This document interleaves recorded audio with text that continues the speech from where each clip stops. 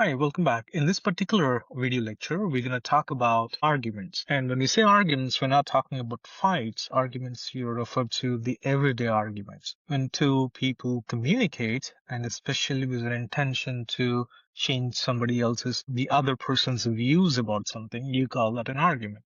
So the advertisements makes arguments. A lawyer makes arguments. Arguments are a form of reasoning within a very specific context, and we'll talk about what it is in a second.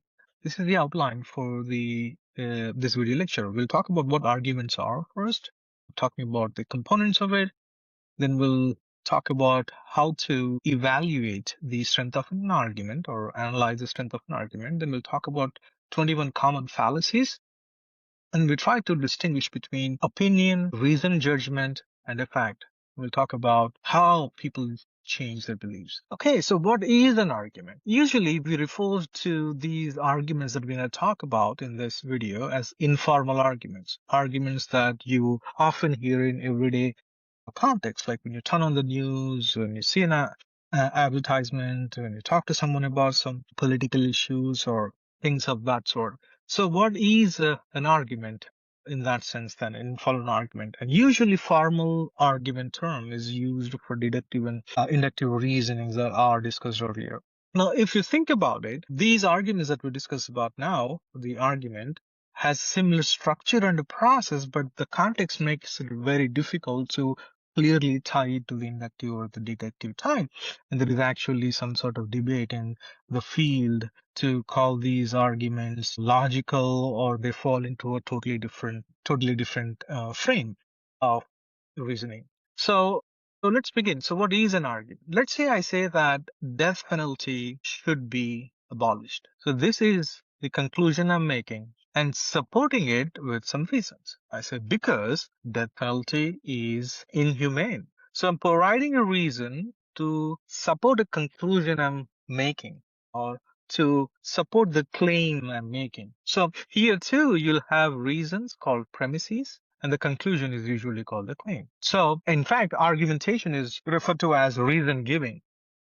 It's providing reasons to the claims you're making about seeing for a purpose of changing somebody's opinion or substantiating your own opinion about something. So an argument is a set of premises or reasons that support a conclusion meaning the claim, right? And it requires at least one premise and one conclusion. That's the bare minimum, but you may have more premises and a conclusion. You can have more conclusions from one premise, and there's a combination of possible things depending on how complex of an argument you're making. And you can have sub-arguments building up to make a bigger argument.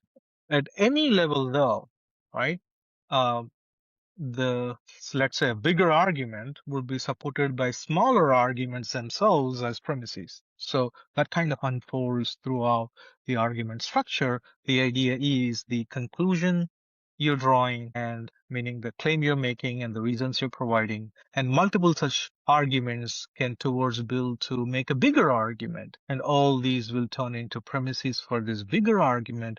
This bigger argument would be called the main point. And we'll talk about the examples I just gave you. We'll talk more about this, but remember the preferences, description of the events, questions are not arguments. You can question the validity of it and kind of talk about your opinion about preferences, your opinion about events and questions.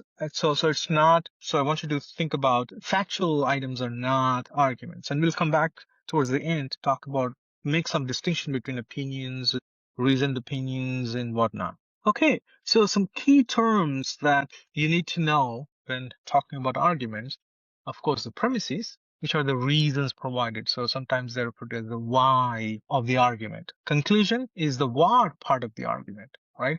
It is you're making a claim. I prefer the word claim more than conclusion. So you make a claim and you support it with the reasons, right?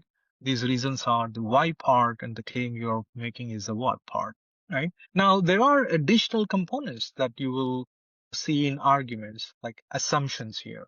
Well, while some argue that assumptions are inevitable and Others say that they're not required. Nevertheless, assumptions are some unstated premises, and these unstated premises have no need for additional support. They are believed to be generally true, either at the ethical, reasonableness, or societal cultural level.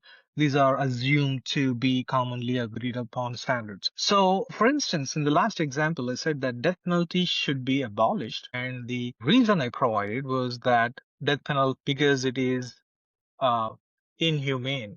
By saying this, you're making an assumption or using an assumption that all inhuman things should be abolished. Okay? So that's usually these assumptions are not explicitly stated unless it is a very complex issue and you are to facilitate a listener's comprehension or making them explicit. Otherwise, it is the listener's task to figure it out. Now, there is another structure in arguments called a qualifier. Qualifier kind of restricts the instances so that the claim someone is making here are only applicable within that situation. Usually, when you're making an argument, right, you then comes a counter argument. Counter arguments are the reasons or the arguments against your own conclusion that you're trying to.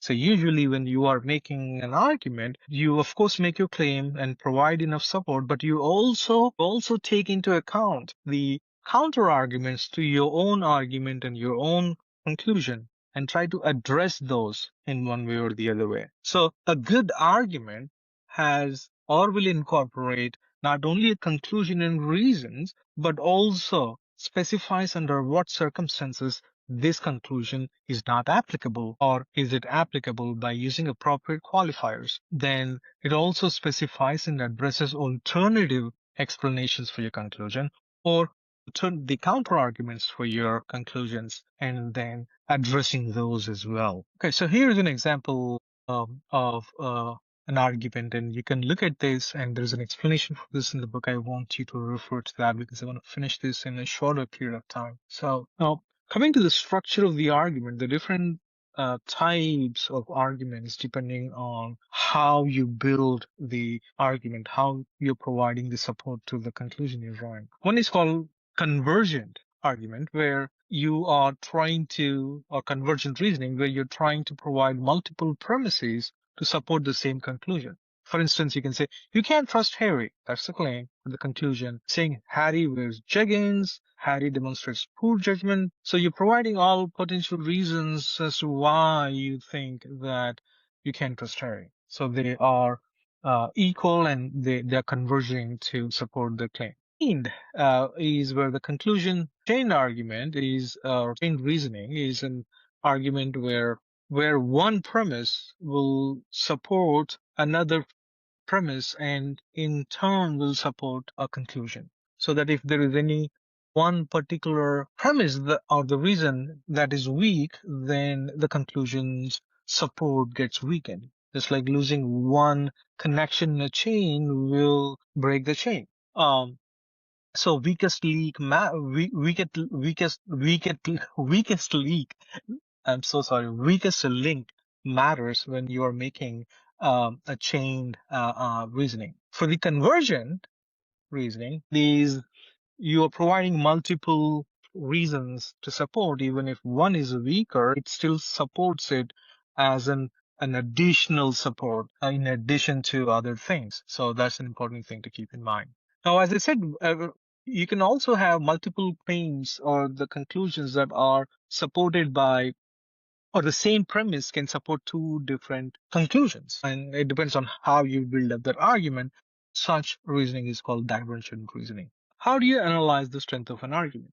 Now, in addition to using a knowledge about different structures of the arguments, whether it's divergent, convergent, chain, and all that, you have to, at a basic level, understand that you have reasons and conclusions, reasons meaning premises. The first thing you need to know is, are the reasons that are provided to support the conclusion, are they acceptable? Meaning, are they true? Are they credible?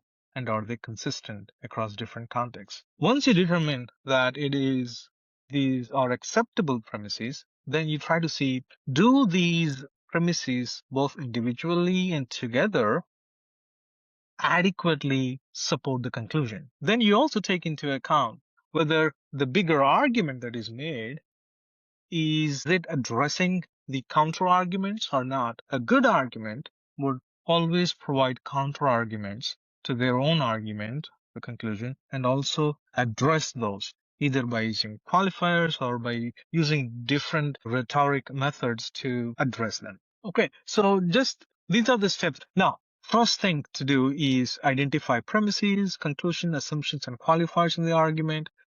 The first things to identify are the premises, conclusion, assumptions, and qualifiers, the individual parts of the argument at a smaller and a bigger level. Then evaluate the acceptability of premises and whether premises are consistent across contexts. Then the good thing to do is to draw a diagram and try to figure out whether the argument is strong or weak. Usually the way we think of argument is like a tabletop. It has this structure on 4 different legs or multiple different legs.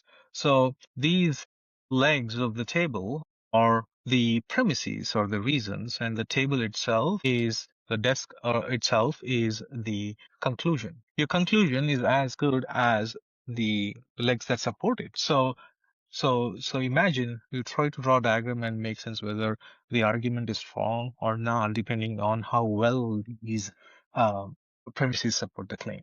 Okay, so persuasion and propaganda. Again, we're going to have a separate video about all the fallacies put together, but this is just to cover the topic here in this particular unit. So with the intention to pursue, people use arguments and you call such arguments a propaganda if they're trying to send it across masses and use different kind of symbols to catch your attention. This is called propaganda, and propaganda often uses emotional appeals, and there are very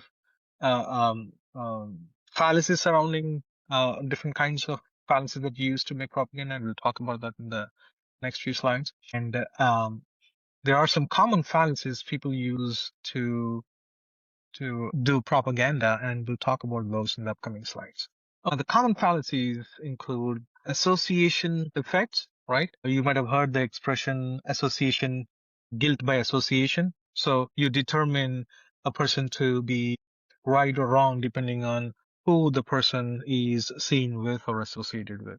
Okay. So you're not arguing based on what the individual says, but based on who the individual associates himself with. Ad hominem is attacking the person, not the actual argument. So trying to find faults, not with the argument, but the person who is making an argument. Remember how you have to analyze the argument just based on the conclusion and whether the reasons support the conclusion, not who is making it, because it is immaterial. And another kind of argument is called the appeal to pity, where you take emotional need as a reason to support the claim, as opposed to the logical connections. Then we have bandwagon, which is a kind of fallacy where you define the success of an individual based on popularity and not based on the merit. Then you have testimonials, where celebrities uh, endorse a product not because they're an expert to suggest how good of a product it is, but because they are popular and they're making a suggestion that you can be like me if you wear this. So that's a kind of fallacy. False dichotomy, where you only give 2 choices, although there are multiple choices. So artificially saying this or that, while there are many other options available there. Well, coming to appeal to snobbery, it is the appeal to the status of an individual as opposed to the logic of the argument the person is making. Then card stacking is an interesting fallacy where people intentionally try to hide information and omit presenting information to make their point, to persuade you to behave in such a way. They won't give you full information so you can make an informed decision, but they hide the information. That is card stacking. Circular reasoning, you provide the same conclusion as the reason for the conclusion. You have to eat this food because you have to eat this food. It's like a circular argument. A slippery slope is when the extreme outcomes are described from small steps. A straw person's argument is when you try to represent others' views in the weakest form. So it's called straw person's argument or layman's argument, where you're taking they're misrepresenting their views or positions and taking the weakest form of it to kind of counteract. False cause, then you have, which is called post hoc, ergo propter hoc. Then you have appeal to tradition, which is the idea that if it has been there for 100 years, then it must be correct. Appeal to authority is relying on the higher authority figure without any reason or without any evidence to show their expertise. Okay, so these are more than you trying to use to manipulate others and change beliefs. It is about being aware of if others are using to change your beliefs. And one way to be really good at arguments is to have an open mind, as we've discussed that in the context of the dispositions necessary for you to be a critical thinker. Now, then you have people try to focus on your weakness, so make sure that you work towards this. And people also try to exploit errors as proof for any errors in the single part of an argument would be considered as a flaw in the entire argument. So you need to be aware of that. Sometimes people use quotes out of context to support their argument. Be aware of that.